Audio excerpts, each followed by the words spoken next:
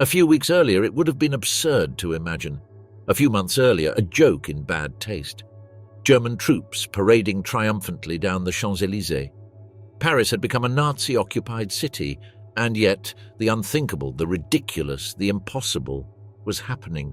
Paris was on the brink. The German advance, swift and brutal, was razing everything in its path. The Maginot Line, a symbol of French military pride and engineering, was elegantly ignored by Hitler's forces. They attacked from another flank as if mocking history were part of the strategy. Within days, the front crumbled. Paris was declared an open city.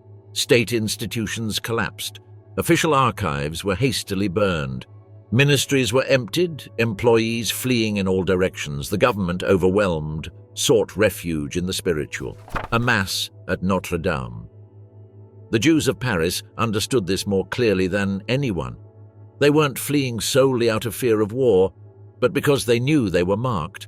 The raids in Poland, the Nuremberg laws, the institutionalized pogroms, it was all a prelude.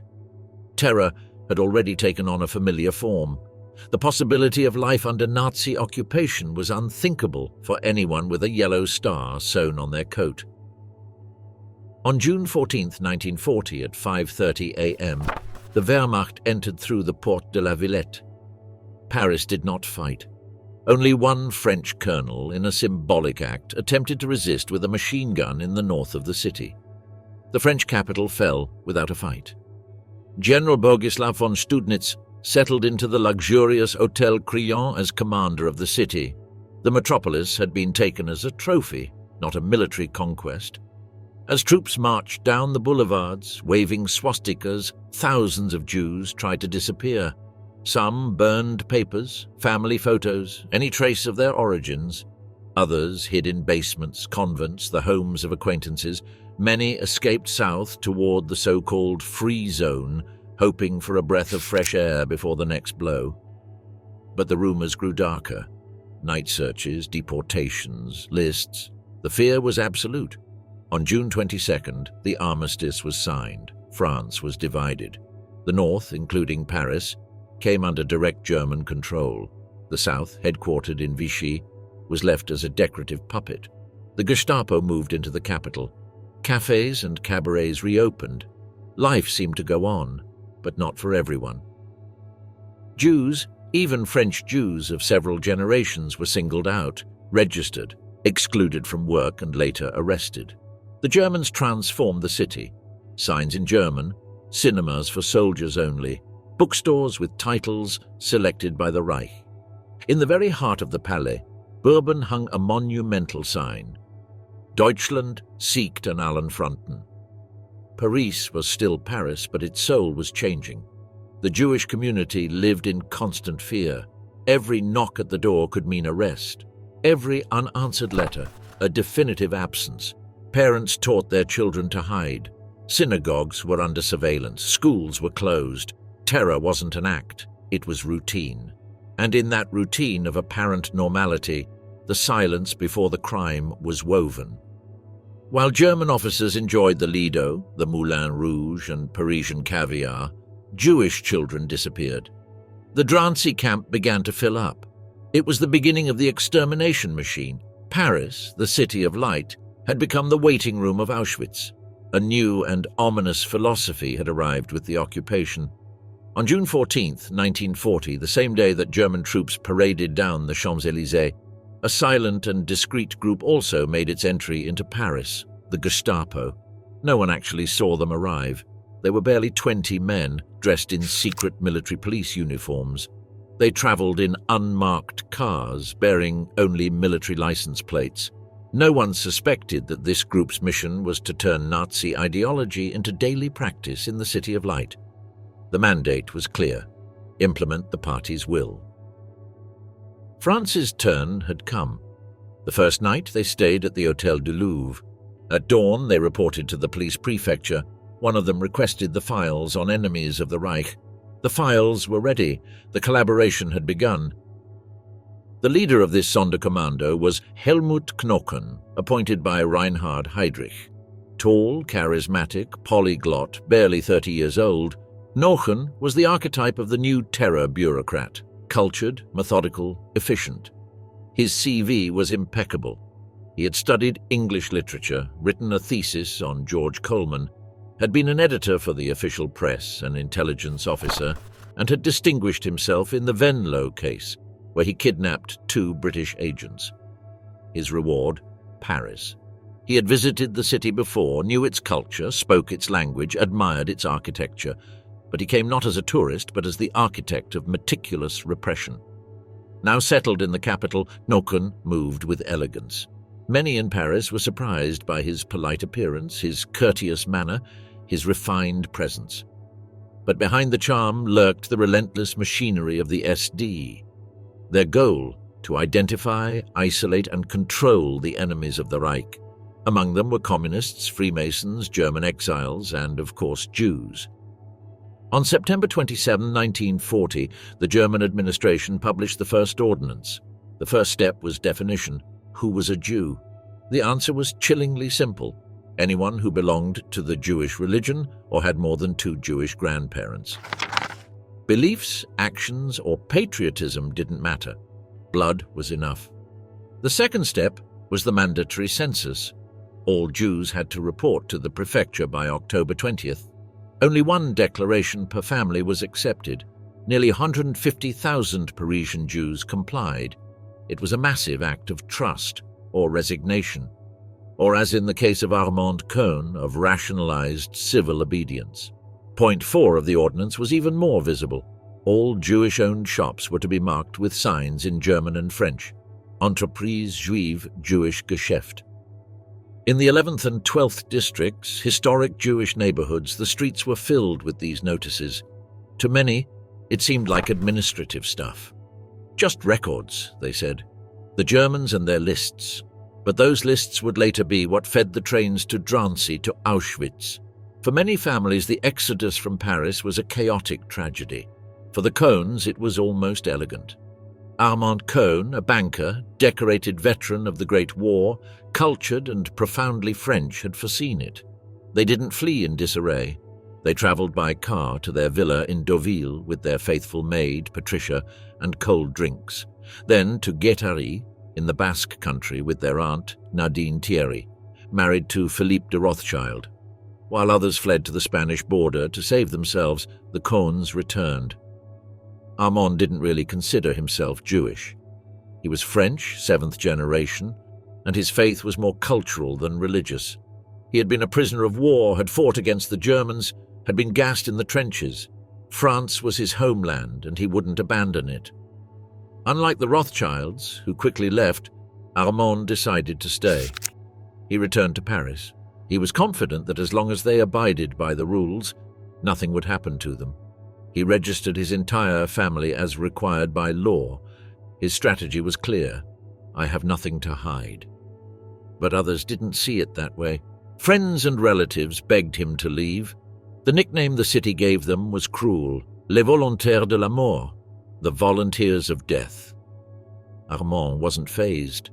Even when his son Philippe tried to join the Free French in Africa, he locked him up for 8 days. He brought him lunch every day with the same phrase: if you leave, you'll have the death of the whole family on your conscience.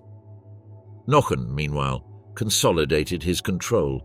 Terror advanced, wrapped in letterhead. French collaboration was immediate. Offices were sealed, files confiscated, enemies silenced. And with each decision, the face of a new kind of occupation, one that used logic, bureaucracy, forms to eliminate. Paris wasn't burning, it wasn't bombed, it was returning to normal, but that normality was just a cover. Beneath the surface, the poison was growing. For the Cohns and for so many others, every dawn was a victory. Every night without a raid, a miracle. Fear was invisible but omnipresent. The horror no longer took the form of a pogrom, but a decree. And so, while Paris danced between collaborationism and resignation, the Jewish community learned to walk a tightrope, aware that the first steps of Nazism in the city were merely the prelude to something much darker. Armand Cohn felt more French than many Frenchmen.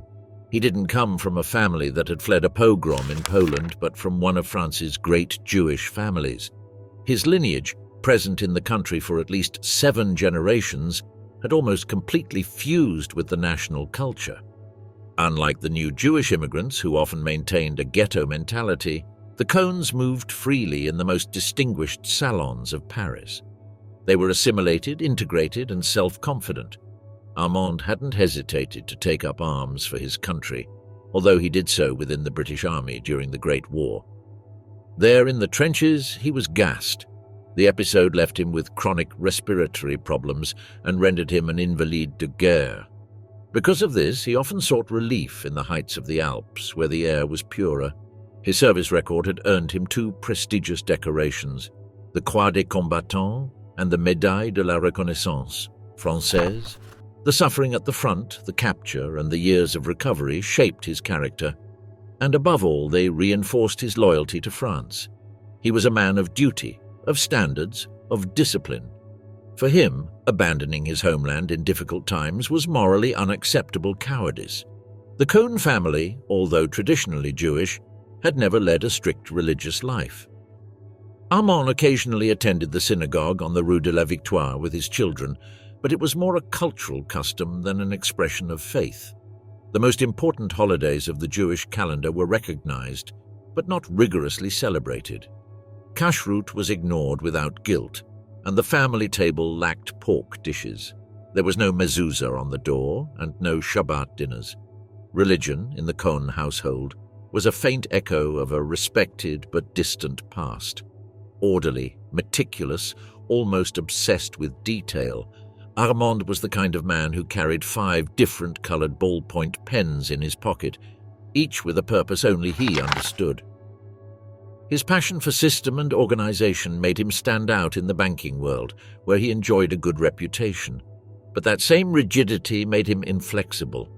Once he made a decision, there was no turning back, and his decision was final, to stay in Paris.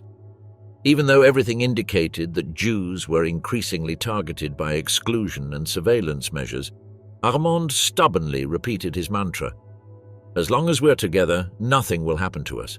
He trusted his history as a veteran, convinced that following the rules would be enough to protect them. His blind faith in compliance with the rules was his shield. Faced with the first ordinance, he naturally went to register at the police station as the head of a family. He considered registration a formality, not a danger, but this stubbornness began to generate discomfort. Friends and relatives begged him to reconsider. They cruelly nicknamed him Les Volontaires de la Mort, the volunteers of death. The nickname only strengthened his position. Philippe, his eldest son, attempted to escape. He wanted to join de Gaulle's Free French in Africa. Armand found him hiding on a farm and brought him back. He locked him in his room for 8 days. Every noon, he brought him lunch along with a sermon. "If you leave, you will have the death of the whole family on your conscience." Suzanne, his wife, did not share this intransigence. She, too, had tried to convince Armand to leave while it was still possible. But faithful to the family model and to her own upbringing in a bourgeois, obedient Jewish family, she complied with the decisions of the head of the household. Suzanne was born Netre, the daughter of a brilliant engineer, a successful tobacco entrepreneur, descendant of a family decorated even by the British Crown. Her brother, Roger, had died a hero in the First World War. For her, France was also a homeland and a source of pride. But her sense of what might be to come was more acute. Brought up among the most distinguished families of the 16th and 17th arrondissement, a friend of Monegasque royalty, and accustomed to yachts like the L'Hirondelle, Suzanne had refined taste. She played classical music, embroidered, and read the classics with a cup of hot chocolate in her hands. The fireplace at La Muette on the 5th floor of 2 Rue d'Andigné was a symbol of prestige, but neither velvet nor the music of Bach could soften her restlessness. Over time, Suzanne proposed a gesture she herself knew was symbolic, but could make a difference: converting the children to Catholicism. It was a familiar maneuver in dark times: a friendly priest, a few classes, a donation, and the certificates were ready. The 4 children were baptized. Even she converted. Armand refused, but agreed to let the others do so, in the name of family unity. Philippe's bar mitzvah in 1936 was more of a social than a spiritual occasion. The ceremony at the synagogue on Rue Copernic was followed by a sumptuous party at La Muette, with more than 100 guests, many of them non-Jewish. It was a celebration of cultural integration, a demonstration that being Jewish and being French were not mutually exclusive. But with the arrival of the Germans, Suzanne felt that balance shattered. She knew antisemitism wasn't new in France. She'd read about Dreyfus. She'd heard it said in elegant salons. But the kind of hatred the Nazis brought was different, more systematic, more total. And she knew it. Armand, on the other hand, refused to see the difference. On October 18th, 1940, the second ordinance arrived. And this one did affect him directly. It established new restrictions on Jewish professional activities. Among them, first and foremost, banking. Armand Cohn from one day to the next was illegal. His entire profession was declared a prohibited Jewish activity. Once again, he showed up with papers in hand to declare the situation. Hurt, yes, but ready to obey. Shortly after, he was offered a position. The Rothschilds had left France.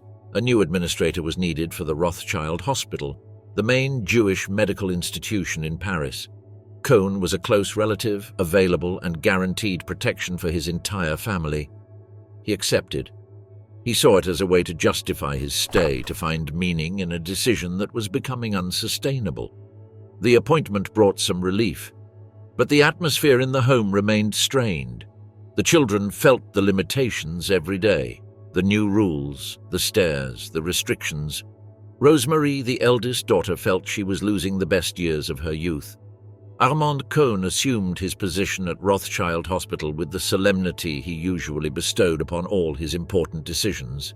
This wasn't just an administrative function, it was, in his mind, a mission, a purpose, a way to remain useful to his community, to demonstrate that even under occupation, one could act with dignity, rationality, and principle. At least that's what he wanted to believe. The hospital was located on Rue Santerre in the 12th arrondissement. Founded decades earlier with funds from the notorious Rothschild family, it had for years been a discreet refuge, a place of help for the poor Jewish population of eastern Paris. But with the arrival of the Nazis, its function began to transform, from a medical institution to a tool of racial control. And Armand, without fully knowing it at first, would become a cog in that machine. The first few days in his new position were tense but manageable. The staff, doctors, nurses, pharmacists, assistants, received him with respect. Many knew him by name, others remembered him from pre-war community meetings. There was a certain relief in having a Jewish administrator at the helm, a cultured, polite, patriotic man, someone reasonable amidst the horror. But the hospital was surrounded by eyes. French officers of the Commissariat aux Questions Juives visited the wards. They reported. They took notes. The hospital, although still operating, was surrounded by an invisible security fence. In the spring of 1941, repression became more aggressive. Isolated arrests turned into planned raids. The most notorious was that of May 14, 1941, known as the Rafle du Billet. That day, thousands of foreign Jews, Poles, Russians, Romanians, were summoned to police stations under the pretext of a simple administrative check. They had been issued discreet, harmless green cards. More than 3,700 men were arrested, separated from their families and taken to the Pithiviers and Beaune, Les Roland internment camps. Many of them were hospital acquaintances. Some had been patients, others temporary workers. Cohn then understood that the lists were no longer simple forms. They were weapons. Every signed document, every record, every paperwork a nurse had ever filled out could be transformed into a conviction. The hospital, as a Jewish institution, began to be seen by the Germans as a filter, a useful space for control. They sent sick Jews who couldn't be immediately deported there, those who were too weak to travel, those who needed to die slowly, far from the statistics. The Rothschild Hospital thus became a state of limbo. Those who entered didn't know if they were being saved, or selected to later disappear. Cohn, meticulous, tried to maintain order.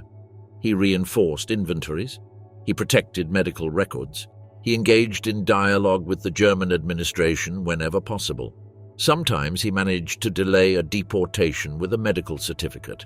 Other times, there was nothing he could do. He saw a nurse disappear, a patient taken from his bed and never return. The tension in his face began to show. Although he still dressed neatly and walked with his back straight, his eyes were losing their shine. Philippe, his son, saw him coming home every night, older, quieter. There were no more sermons about family unity. Just silence, papers, and the lists. Always the lists. During the autumn of 1941, things got worse. The Vichy regime had officially created the Commissariat Général aux Questions Juives, and the Germans began to push for an intensification of repression. On August 20th of that year, another raid took place, this time targeting French Jews. More than 4,200 men were arrested. There were no green cards, only orders. The Rothschild Hospital began receiving a steady stream of detainees who were classified as non-transportable for medical reasons.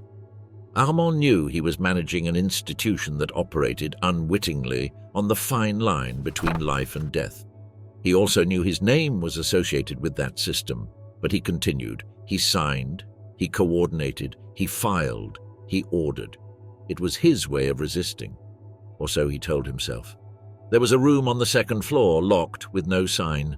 The personal belongings of deceased deportees were kept there. Hats, glasses, watches, embroidered handkerchiefs. Cohn passed by that door every day. He never entered. He just stared at the handle and kept walking. The idea of leaving, of fleeing, was no longer part of the family conversation. Suzanne knew it. So did Philippe. Everyone understood they had crossed a point of no return. The children's baptismal certificates were still stored in a drawer untouched, useless. And while the city continued to spin on its axis, while life above ground maintained its rhythm, with open cafes, theatre and jazz in the clubs of the Marais, underground in discreet corridors like those of the Rothschild Hospital, history leaned toward the abyss. Chases on Foch Street. During the night of October 2nd, 1941, hundreds of Parisians were startled awake by a series of explosions across the city. At 2:30 a.m., a device exploded on the Rue des Tourelles. An hour later, another detonated on the Rue Notre Dame de Nazareth. Shortly before dawn, a third explosion rocked the Rue de la Victoire, scattering glass everywhere. In the following hours, 3 other streets shook to their foundations. All the explosions had one target in common: synagogues. A 7th explosive failed to detonate. Some Jews in the neighborhood interpreted this as a divine sign. The Almighty had intervened. Their relief was short-lived. The next day, that synagogue was destroyed anyway. The official report explained that the demolition was carried out for security reasons. This episode marked a turning point. It was the clearest evidence yet that the physical destruction of Jewish symbols in Paris was not merely an ideological project, it was already underway. At first glance, it might have seemed like the first spontaneous pogrom on French soil, but it wasn't. Everything had been organized from the highest levels of the Nazi occupation apparatus, using the same method already used during Kristallnacht in Germany in 1938. As then, the aim was to give the appearance of a popular reaction. But behind it all was the expert hand of Helmut Knochen. By October 1941, Knochen had established himself as the master of Paris. He directed the Gestapo and the SD throughout France and had moved his base of operations to 72 Avenue Foch, just steps from the Arc de Triomphe. He also occupied the buildings at numbers 82 and 84. The entire avenue had become synonymous with German repression. There, amid gleaming black cars, armed guards, and silent offices, decisions were made that would cost thousands of lives. Knochen not only commanded, he shone. He moved elegantly through the salons of collaborationist high society. He knew how to seduce intellectuals, politicians, and businessmen. His cultivated charm and command of the French language made him a respected, or feared, figure even among those who didn't share his ideology. He knew the economic pulse, public opinion, and the ins and outs of the resistance better than many Frenchmen. But that same skill began to backfire. In Berlin, Reinhard Heydrich began to grow suspicious. He suspected that Paris could become the weak link in the continental control apparatus. Knochen, after all, wasn't a policeman. He never had been one. He hadn't gone through traditional Gestapo training. He had no experience in interrogations or criminal investigations. He was an intellectual turned repressive bureaucrat, effective, yes, but oblivious to the rudeness of his peers. And that, for the SS, was a problem. Heydrich decided they needed someone more orthodox. The Gestapo chief, Heinrich Müller, was the one who proposed it. Lischka had long been a specialist in the Jewish problem. Since 1938, he had headed the Gestapo's Jewish Affairs section and shortly thereafter the Reich Center for Jewish Emigration. He had been instrumental in organizing Kristallnacht. In other words, Lischka knew how to translate anti-Semitic ideology into practical procedures. The systematic destruction of Parisian synagogues was just a foretaste of what he could do. Born in Breslau in 1909, the son of a modest bank employee, Lischka had studied law and political science. His judicial career was interrupted by his entry into the SS in 1933. In just 5 years, he rose to the rank of major. His arrival in Paris as Knochen's right-hand man marked a further rise in the ranks of repression. Unlike Knochen, Lischka knew how to interrogate, but he didn't use traditional violence. In a course for police officers, he had explained his technique, starving and thirsty the prisoner, feeding him only salted herring, and drinking coffee in front of him during interrogations. After a couple of days of this, he maintained a confession was inevitable. The method wasn't apparently brutal, but its psychological sadism was undeniable. On November 1st, 1940, Lischka took office. From a private home on Avenue Foch, he directed police operations for all of France. His personal office in Paris was located on the Rue de Saussay. Very soon, his name became synonymous with the Gestapo. Under his leadership, the repressive apparatus became even more systematic. One of his first orders was revealing. He requested 50 coffins, 150 handcuffs, thick curtains for execution vans, 2,000 liters of fuel for the Père Lachaise crematorium, and alcoholic beverages for the firing squads. Extermination, in its Parisian version, was no longer a future possibility. It was a concrete practice. On January 20th, 1941, Lischka participated in a meeting where the draft Final Solution to the Jewish Problem was officially presented. He represented the SD. The steps were outlined: census, economic exclusion, propaganda, and the creation of a central Jewish office. The idea was clear. The French themselves would be responsible for implementing the orders. The Germans would simply supervise. This would prevent open rejection by the population. From then on, antisemitism was no longer hinted at. It was outright declared. Newspapers were filled with ferocious headlines. The Daily Opilori led with phrases like, "The Jewish question must be resolved immediately with the arrest and deportation of all Jews without exception," or "The Jewish people have placed themselves outside the moral laws." The cinema was also recruited for the cause. The film The Jewish Peril was screened at the César Cinema.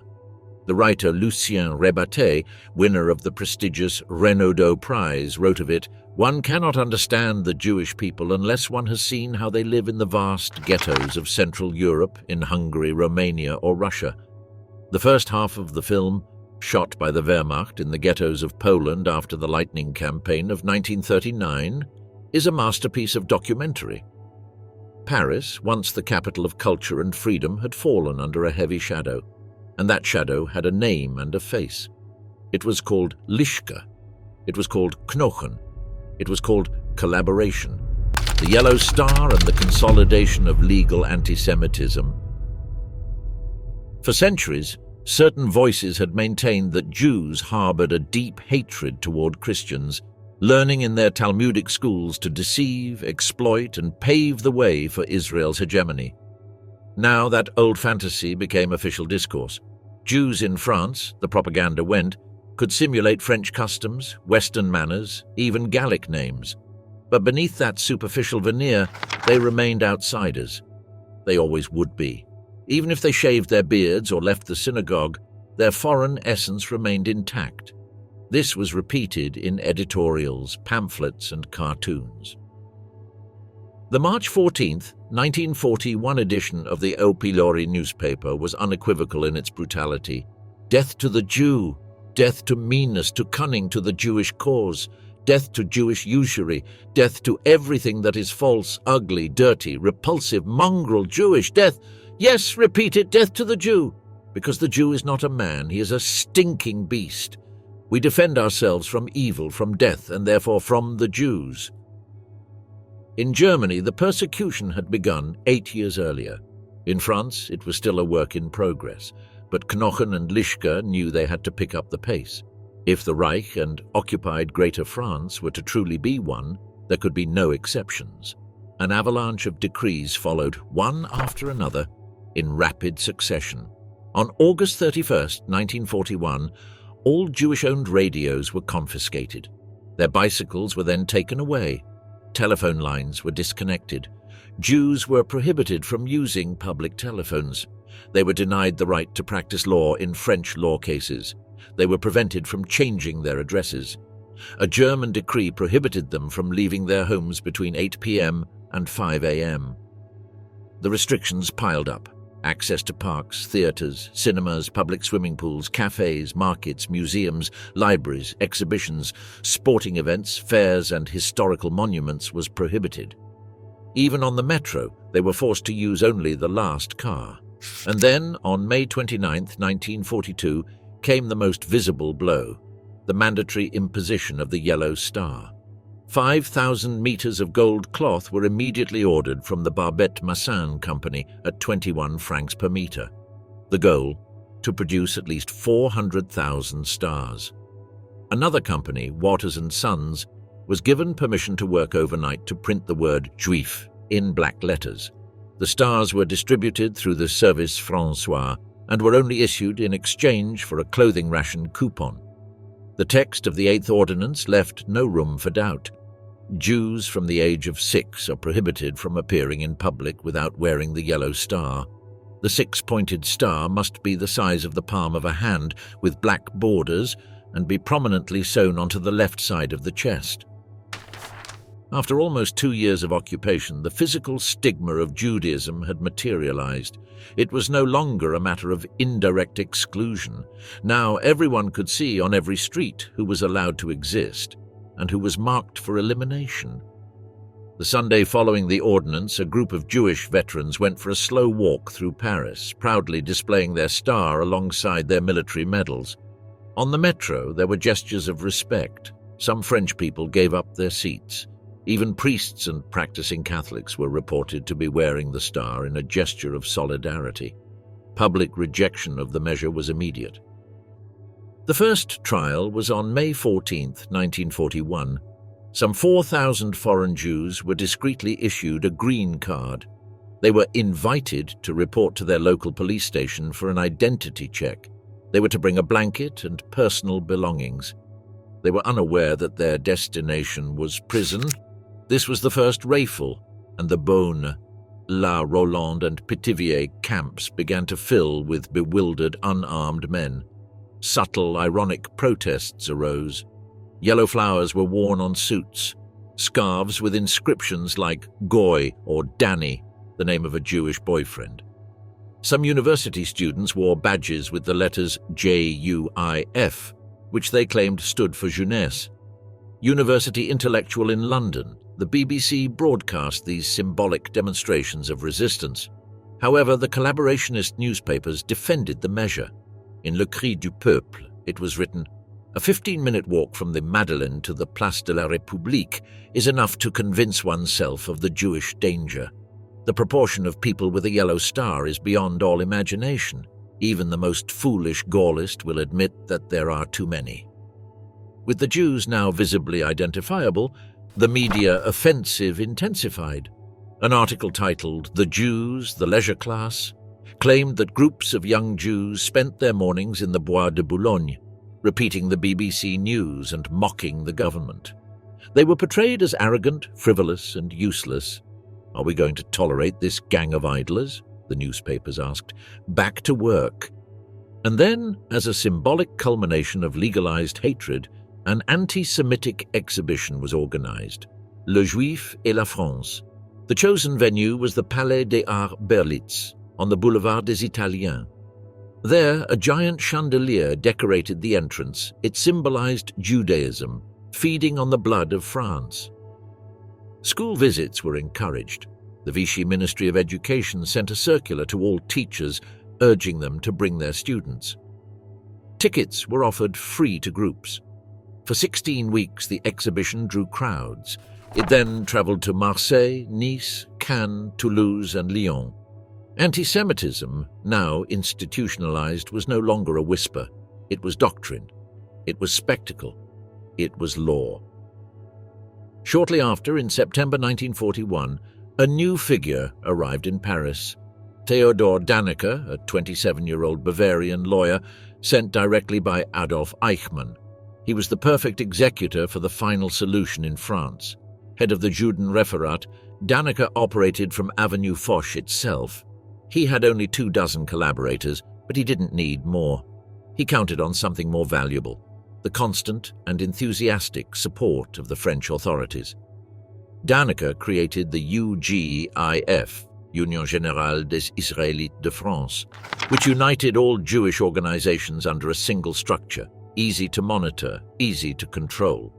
He also promoted the creation of the Commissariat Général aux Questions Juives, CGQG, and the Contrôle des Administrations Provisoires, charged with seizing Jewish-owned businesses and factories. More than 20,000 businesses were transferred to the hands of Aryanized Frenchmen. In a report dated February 22, 1941, Dannecker wrote with satisfaction, "The French inspectors trained in collaboration with our section today constitute an elite and a reserve of personnel that can be mobilized in the future for the anti-Jewish police."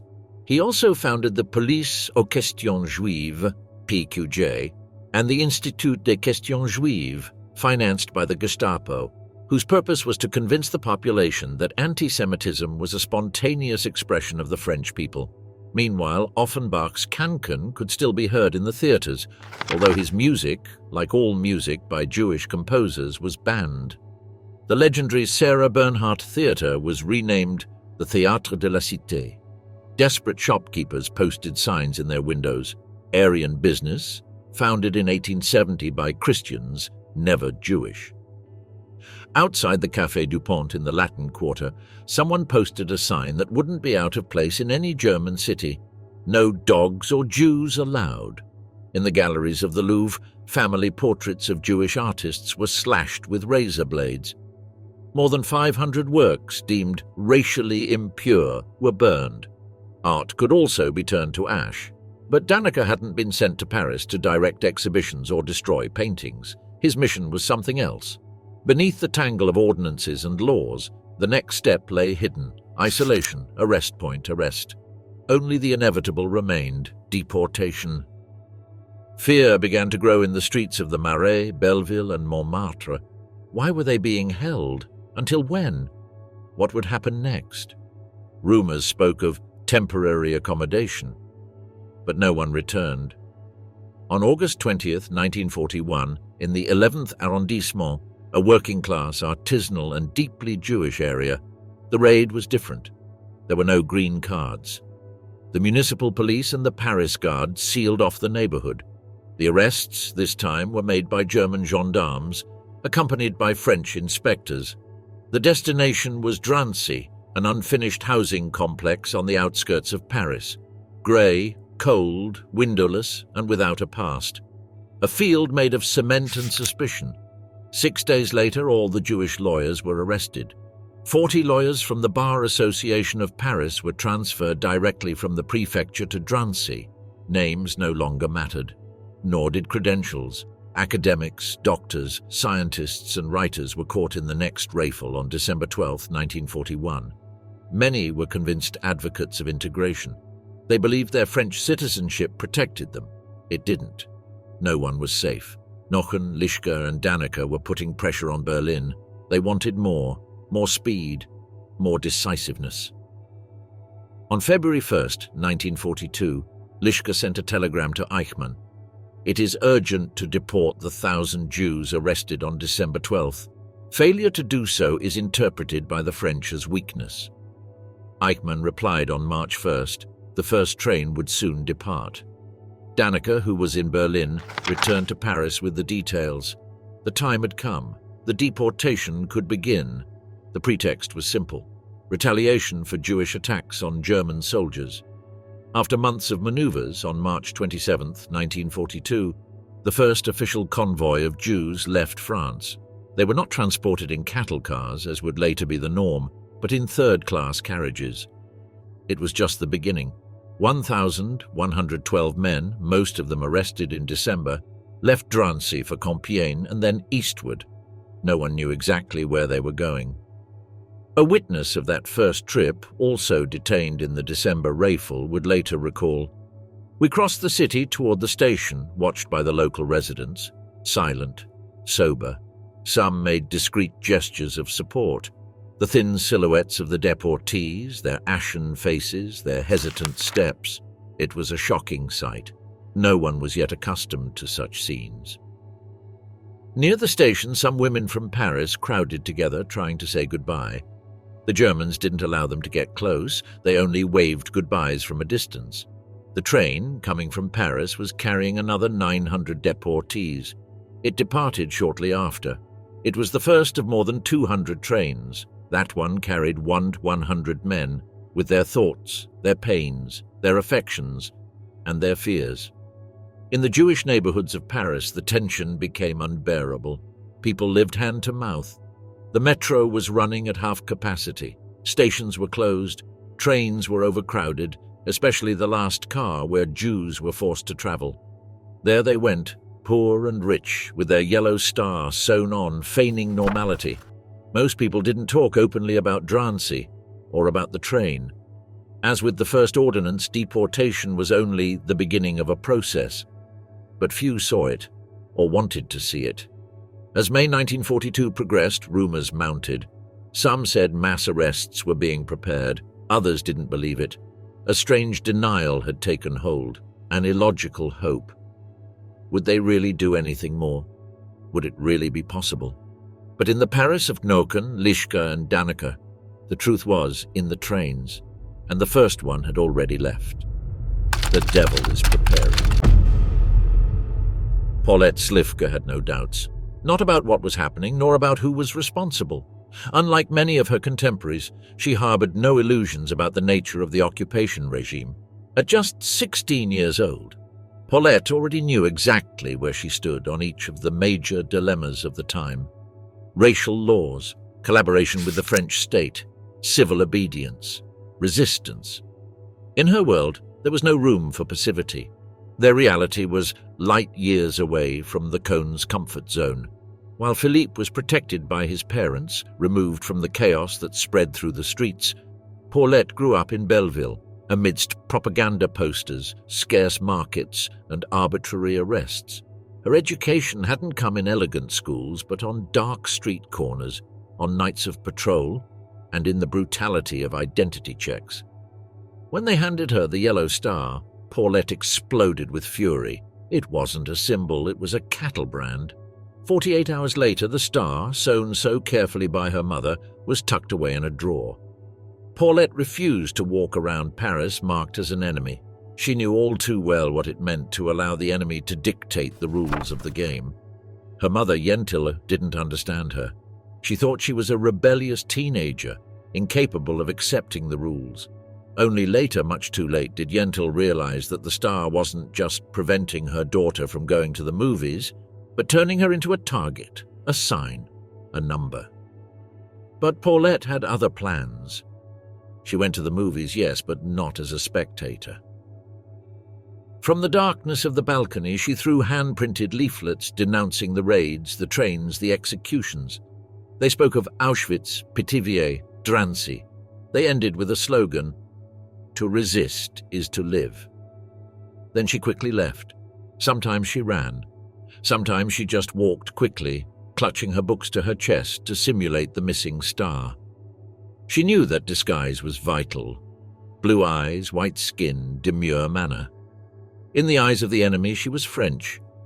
His father, Ephraim, was an old Polish worker who had fled Tsarist repression. In Paris, he set up a furrier's workshop on the Rue de Vaucouleurs.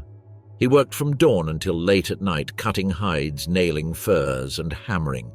He believed, with an almost religious faith, in the power of the labor movement. It made no difference to him whether he was in Warsaw or Paris. The struggle against exploitation was universal. Paulette grew up in that militant climate, surrounded by pamphlets and Yiddish stories, listening to stories of Kristallnacht from those who had fled the Reich. She quickly learned a lesson. No one was going to save the Jews. They would have to save themselves. Theirs was a life of deprivation, but also of community. There was no running water in their building. They shared a bathroom with other families. But there was solidarity, a shared language, an identity. In that context, every act of violence was personal, and every act of resistance a duty. On August 21, 1941, a woman from the tobacco shop whispered to Ephraim that there would be a raid in the neighborhood that morning. He didn't hesitate. He locked himself in his workshop and waited. Paulette heard knocking on her front door. Her mother lied. "She's not home." It was a simple, almost trivial scene. But for Paulette, it was a breaking point. Leaflets were no longer enough. They had to go further. She obtained false papers. She transformed herself into Marie-Thérèse. Muldes, a sweet-faced Breton student with a non-existent accent, was hired at a factory that made gloves for the German army. From the inside, she began sabotaging the factory. She blew out fuses. She caused cuts. Then, one night, she burned all the stored leather. No one suspected the petite blonde employee. Paulette disappeared from the factory before the smoke cleared. One day, on her way back on the metro, she noticed a police checkpoint. She was 2 stops from home. The clock struck 7, 1 hour until curfew. She adjusted her coat. She said to herself, "I'm Marie-Thérèse now, She handed in the papers. The police officer smiled at her. So did she. As she stepped out onto the street, the Belleville ghetto seemed warmer than ever. Meanwhile, on the Avenue Foch, Theodor Dannecker worked frantically. He loved the accelerated pace. He knew he had Berlin's backing. In his office, he was finalizing the details of something only a few knew by its code name, Spring Wind. A massive operation in collaboration with the Vichy Ministry of the Interior. The objective: to arrest and deport 28,000 Jews in a single operation. The operation was scheduled for July 13th and 14th, but it was the eve of Bastille Day. Too much patriotic excitement. Better to wait? Dannecker postponed the date. Now the wind would blow on July 16th and 17th. Paulette didn't sleep at home that night. She'd been setting fire to Nazi propaganda posters in the 20th district. She sensed something was going to happen. The city was restless. Too many whispers, too many uniforms. At Rothschild Hospital, Armand Cohn worked late. The institution was a strange hybrid, an ambiguous space between refuge and prison. Patients came in, but not always came out. Cohn was worried. There was irregular movement. He suspected members of the resistance were moving within the hospital, and that worried him. For him, resistance wasn't a noble word. It was synonymous with chaos. Cohn saw himself as the true resistor. He discreetly helped, admitted patients who needed to disappear for a while, managed beds. He believed that a misinterpreted order, a poorly signed letter, could cost lives. That was his defense. So he considered drafting new, stricter rules, but he decided to wait. If everything remained as it was, he wouldn't act. He'd heard the rumors before, that something big was coming, that Paris was preparing for a hunt. But he didn't believe it, because it didn't fit with his vision of the occupier, because logic, his logic, wouldn't allow it. War, he believed, still had rules. Paulette, at just 17 years old, was closer to the truth than Armand Cohn. Neither of them knew that very night, the largest raid in French history was about to begin. No one knew that the Velodrome d'Hiver, with its glass roofs and musty smell, would be filled with screams, hunger, lice, and crying children without parents. Paris, the police, and the children to the slaughterhouse. The operation was French. Although Theodore Dannecker designed it, Vent Printanier, or Spring Wind, was executed with administrative precision and local uniformed hands. More than 9,000 French agents were deployed in the early hours of July 16, 1942. Each squad had clear orders: arrest regardless of age, health, or condition. 888 arrest teams raided more than 27,000 homes. The lists had already been compiled since the first ordinance of 1940. It wasn't difficult to locate them. Most of the Jews had already registered voluntarily. When Paris awoke, it was already late. Men, women, and children walked in silence, carrying what little they had been able to pack. Some were reassured to see that they were being arrested by French police, not Germans. They mistakenly believed they would be safe. The scene was brutal. Pregnant mothers dragged down the stairs, sick people carried in blankets, children with measles detained, still warm baby corpses carried along with the living. The winter velodrome, the Vel d'Hiv, was the destination for families with children. Adults alone went to Drancy. In total, 7,000 people, more than 4,000 of them children, were crammed under the stadium's glass roof, without water, toilets, or food. In the first few days, there were suicides, births, nervous breakdowns, and deaths from disease. The air became unbreathable. The sewers collapsed. The stench mingled with the screams and silence of the resigned. Paulette Slifk, still disguised as Marie-Thérèse, managed to avoid the raid.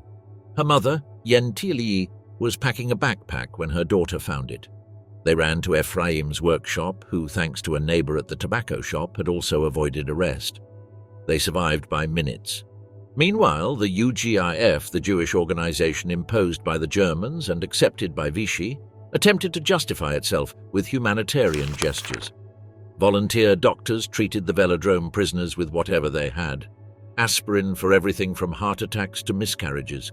The presence of figures like André Bourg was met with disdain.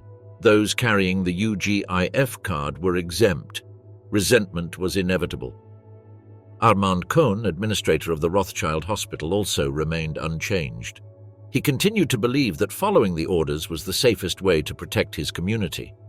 It didn't matter that the hospital had been emptied on July 3rd to free up space, or that bedridden patients were dragged away in their nightgowns by the police. Kohn didn't argue. He signed and obeyed, but even their obedience would be useless in the face of what was to come.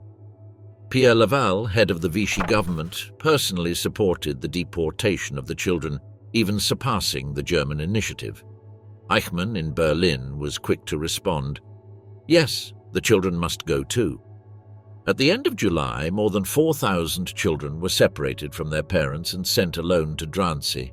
There, confused, without understanding their names or their destination, they boarded trains on their own, bound for Auschwitz. Not one returned. The Germans were not satisfied. The raffle had captured only 12,884 of the expected 28,000. Dannecker was recalled to Berlin. He was to be replaced by Heinz Röthke, but the trains were already on the move. In the ancient streets of the Marais, where Jews had sought refuge since the 18th century, history broke in July 1942. Only one French policeman, Louis Petitjean, returned to the velodrome to free a mother and her child. 1 in 9,000. Rothschild. Hospital or prison, refuge or trap. Armand Kohn believed no finger could be pointed at him. He had his UGIF legitimation letter, signed by the German authorities, stating that, as administrator of the Rothschild Hospital, he was exempt from arrest, and that this protection extended to his family. His wife, Suzanne, his children, Philippe, Rosemarie, Antoinette, and little Georges-André, as well as his mother, were still at large, living seemingly normal lives years after persecution had devastated thousands of Jewish homes. For Kohn, his strategy had been the right one. Since 1941, the Rothschild Hospital, surrounded by barbed wire and patrolled by armed guards, had become a medical prison. a place where Jews were interned not for treatment, but to postpone their transfer to Drancy and eventually Auschwitz. Jointly administered by the Prefecture of Police and the Prefecture of the Seine, it was a fragile refuge, a temporary respite for those who managed to be admitted. Cohn, meticulous and efficient, was fully committed to his role. Although some considered him complicit or naive, he saw his role as an act of subtle resistance, keeping patients safe as long as possible. In his mind, strengthening hospital security wasn't collaboration, but a way to avoid German reprisals that could wipe out entire wards. Thus, he proposed stricter measures, sealing off the basement, restricting elevators, eliminating nightclothes to prevent nighttime escapes. Soon, inmates were walking around covered only in sheets, the ghosts of a devastated community. Among those admitted, Paulette Slivka, the young Solidarité fighter, was marked in red with the inscription, "Case sent from the prefecture." She had no real ailments, but was admitted as a political prisoner. Dr. Lobelson, also a member of the resistance, proposed a desperate strategy: fake appendicitis, perform the actual operation, and then use the post-operative period to facilitate her escape. Paulette accepted. The night before the surgery, alone and trembling, she indulged in one last feast of the chocolates her J3 coupons allowed her, like a child eating candy before the end of the world. The next morning, she silently repeated, "My mind is empty. I'm not thinking about anything," fearing that under the effects of the chloroform she might betray her comrades. She didn't speak. She only murmured like a child, "I want my mom." The hospital wasn't just operating rooms. There was a maternity ward where pregnant women brought from Drancy gave birth and were then deported with their newborns. The midwives tried to prolong the mother's stay by fabricating cramps or fever. But when an escape occurred, the retaliation was brutal. An entire ward could be sent to the trains in retaliation. Meanwhile, Dr. Hertz, chief of surgery, displayed fearsome loyalty to the Reich. Without receiving orders, he sealed off his ward with nailed-together planks and sent patients who had not yet recovered to Drancy. The efficiency with which he dispatched patients even exceeded German demands. After the operation, and still not fully recovered, Paulette received the news that she had to leave the hospital that same morning. There was no time to assess the risks. Dr. Lobelson gave her a package of provisions. While she was escorted by two Germans in a battered Citroën, she thought they would take her back to her attic in the 20th arrondissement to kill her with the revolver she had hidden. But no, she was on her way to Drancy. By this time, Alois Brunner had assumed complete control of the camp. Appointed directly by Eichmann, the young Austrian, directly complicit in the destruction of the Jewish community of Thessaloniki and a veteran of the Minsk massacres, had arrived in Paris in June 1943 with a single mission: to expedite the deportations. Brunner didn't scream like Danica. He smiled, and the wider the smile, the more brutal the outcome. On his first visit to Rothschild Hospital, he gathered the medical staff under the trees and announced that he would reduce the number of inmates from 65 to 15. If anyone escaped, 42 people would be shot. No one asked why that number. He then turned to Cohn, whom he called simply Cohn, without the slightest respect. Cohn, an educated and cultured bourgeois, spoke German fluently, but his culture served as no shield. He didn't understand that his relationship with Brunner wouldn't save him, but would only sink him further. Still, he was hopeful. He drafted an internal circular further tightening the hospital's conditions.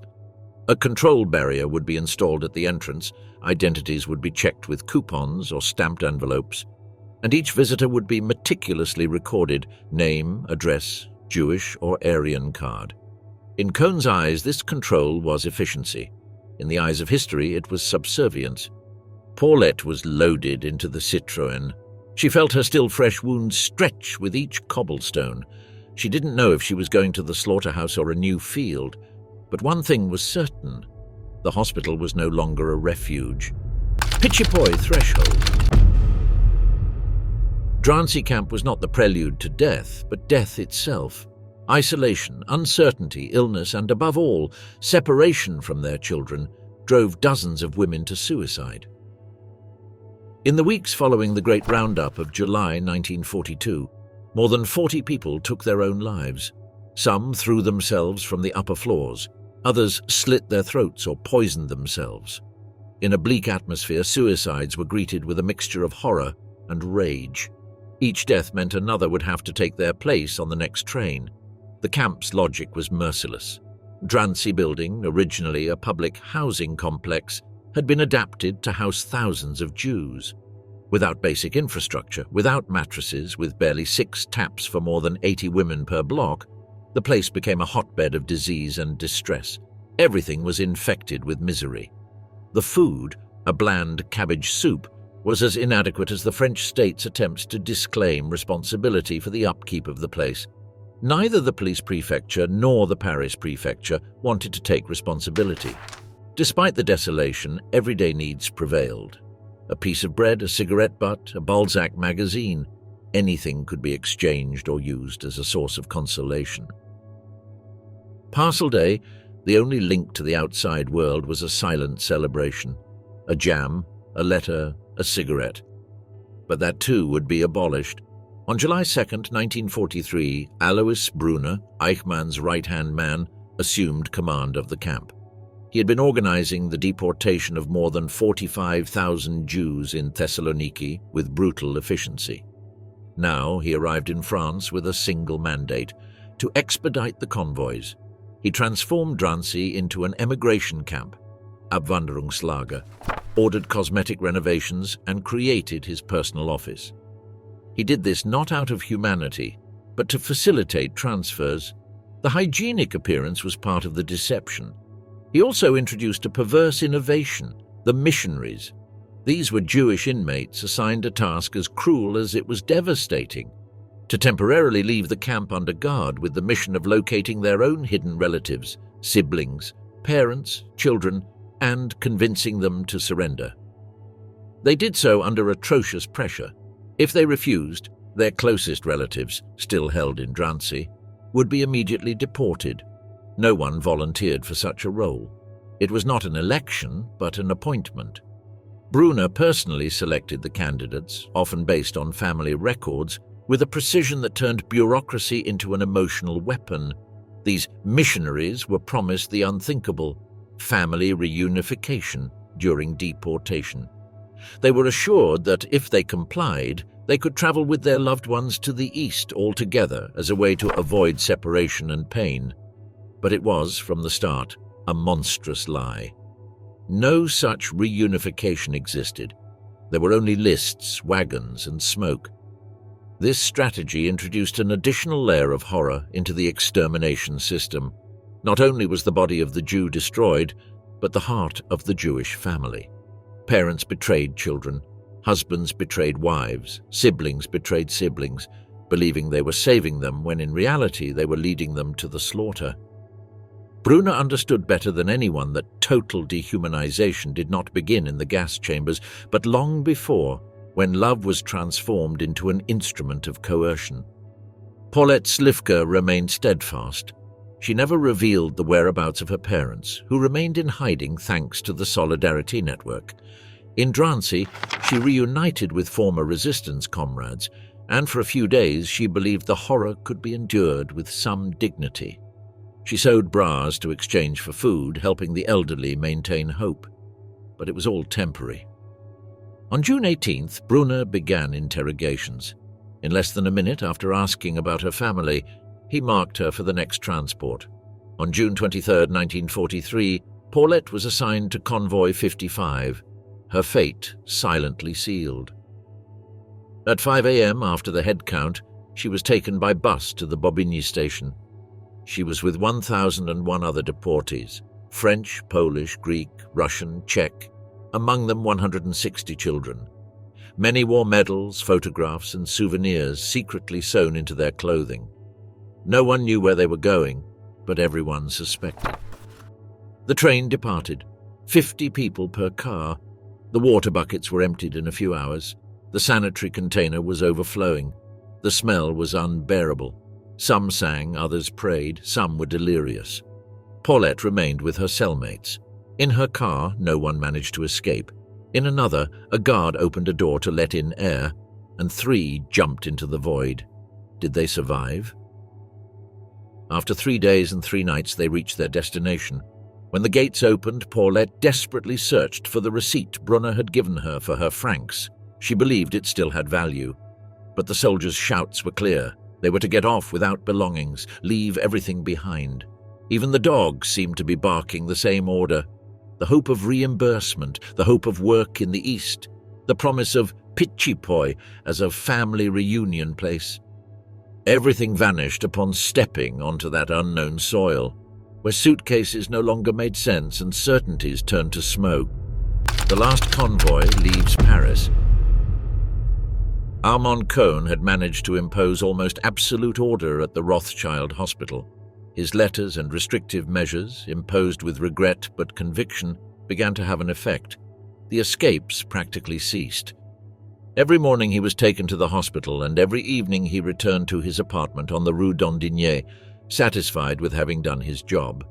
He convinced himself that his delicate administrative role served to protect the detained patients, especially in the face of the threats of reprisal that Brunner repeated after each visit. But Brunner wasn't satisfied.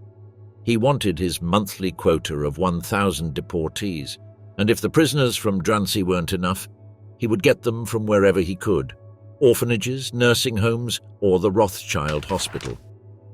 So, while Armand believed his strategy was still working, Brunner headed south to Nice after the fall of Mussolini to begin a vicious hunt among the Jewish refugees in the former Italian zone. Within a few weeks, Nice was devastated. Even in the hospitals, the sick were torn from their beds. In the Hotel Excelsior, transformed into a Gestapo headquarters, torture and deportation took place without pause. Brunner, out of uniform, worked with the same efficiency and cruelty.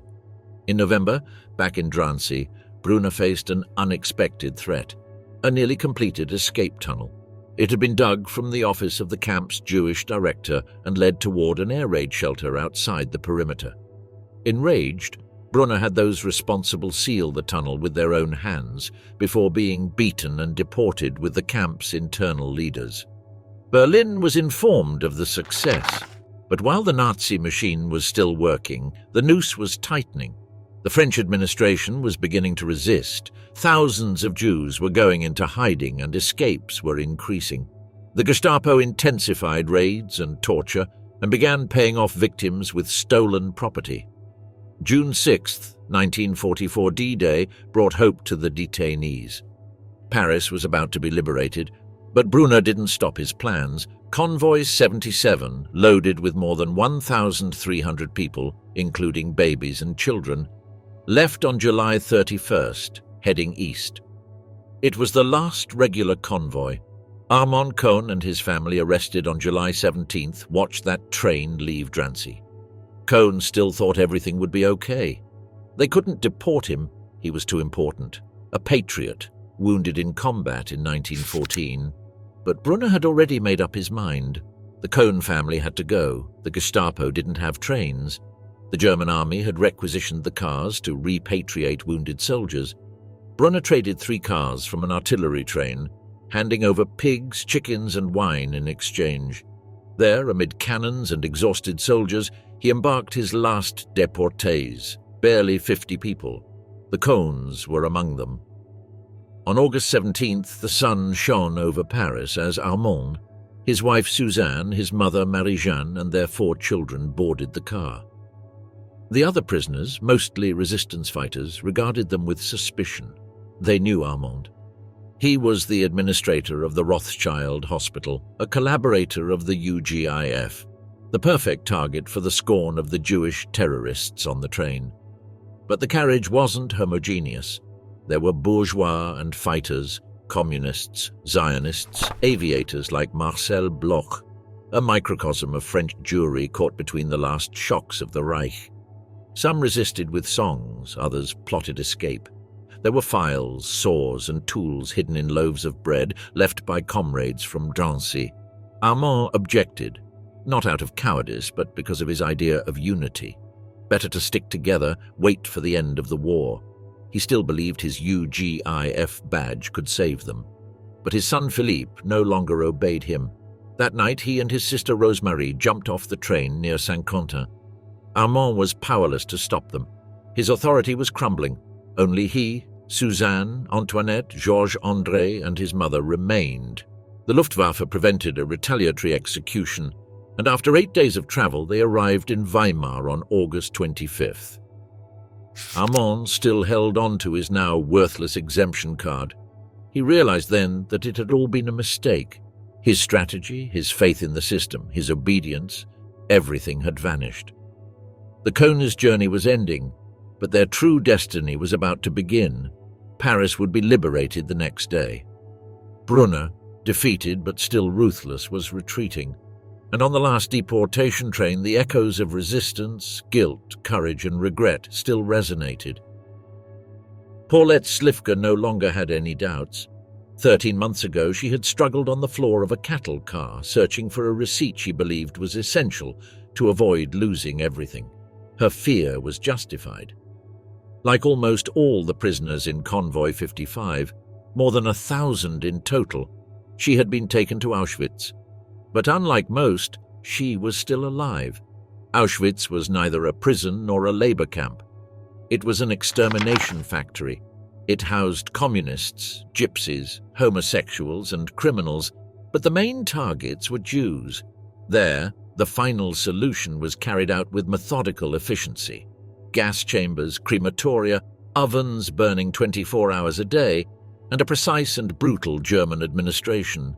Upon arrival, Paulette had survived the selection, the moment when an SS doctor decided who would work and who would die. Often, children and the elderly were tricked into supposedly Red Cross ambulances and sent directly to the gas station. Having barely recovered from an operation, she chose to continue walking with her friends rather than get into one of those vehicles. That simple decision saved her life. Her head was shaved, she was given a number, 4650, and tattooed on her arm. She was no longer Paulette Slifka. She was a number. She was assigned to an external commando dedicated to draining a swamp. The shifts consisted of carrying mud while running on narrow planks with immediate punishment if she fell into the water or if the order was not obeyed precisely. The guard's favorite game was to throw a cap into the mud and order a prisoner to fetch it, only to be shot for attempting to escape. In September 1943, during Yom Kippur, most of the Polish women in her barracks decided to fast. The guards took advantage of the situation to offer double the amount of soup to those who didn't. Paulette and her friends, though desperately hungry, refused. As collective punishment, the soup was thrown into the swamp in front of everyone. That night, she tried to reason with the Polish women. God would forgive us an extra spoonful if it would help us live one more day. The response was categorical.